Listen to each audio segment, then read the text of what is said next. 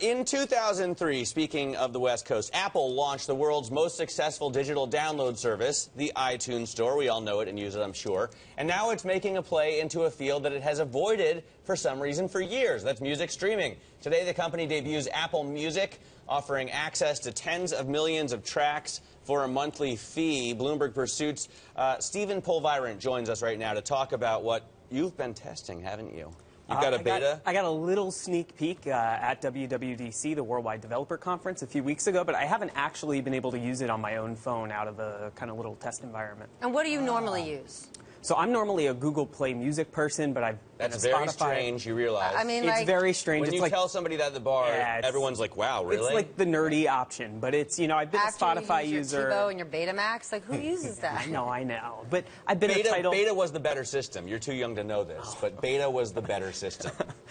But unlike Tidal, I think Apple's going to try to use celebrity in a different way. They're going to try to build some goodwill with celebrity, and they're going to try to bring some users over. What does that even mean? Wait, what's really? celebrity? Because That's a week the name ago, of their thing is called Celebrity? No. No. Oh, I see. I gotcha. So Tidal is this service with Jay-Z and Deadmau5, right?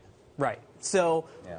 What Tidal tried to do was say, this is a service for artists, by artists. Artists will get more money. What Apple's trying to say is, yes, we're going to pay artists more, but this is also a platform for artists to be creative. You can interact with artists. They can have this almost Tumblr-like platform to share videos, behind-the-scenes song lyrics, and things like that.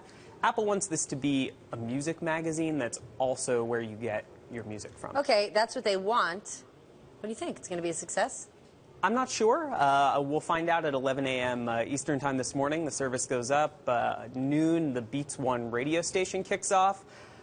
But it's going to take some time. I mean, I don't think you can ever count Apple out, especially when this music service is going to be the default music player on tens and hundreds of millions of iPhones. That's the key, right? No matter how many Taylor Swift sign up for Tidal, no matter how many people use Spotify, and I'm sure it's the most popular music streaming service. I know Stephanie uses it because of her. I even have it on my phone.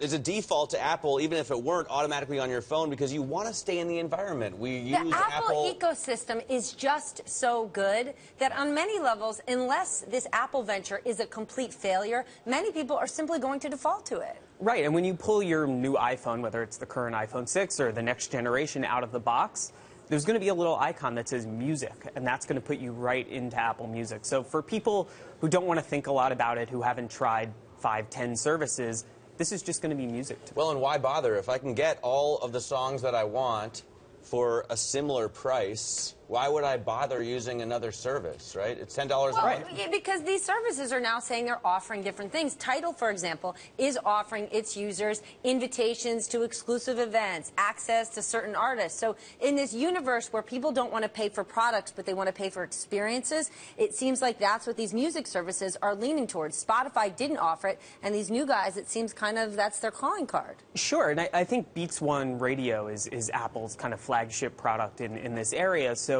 starting at noon today Eastern, Zane Lowe, a famous DJ, is kicking off in Los Angeles the 24-hour radio station. So if you're an Apple Music subscriber, or even if you have an Apple ID and don't pay for the service, you can access Beats One. And it's the same thing for everybody across the world at the same time. And it's talk, it's interviews, it's music, it's behind-the-scenes looks. Absolutely. Be honest.